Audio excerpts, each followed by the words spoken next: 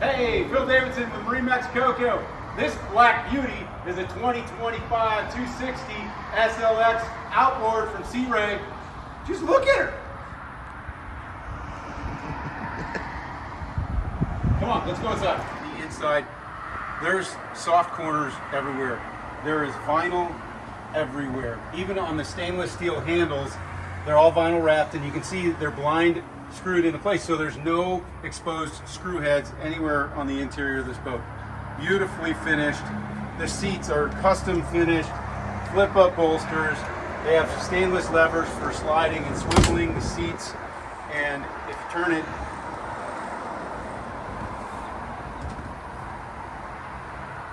you would see that the backs are custom fiberglass.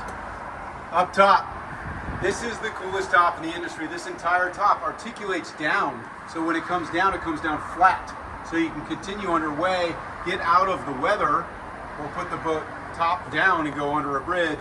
And you don't have to dismantle this huge bimini, which it allows you to make it bigger because it's fixed. And then check this out, you want even more room?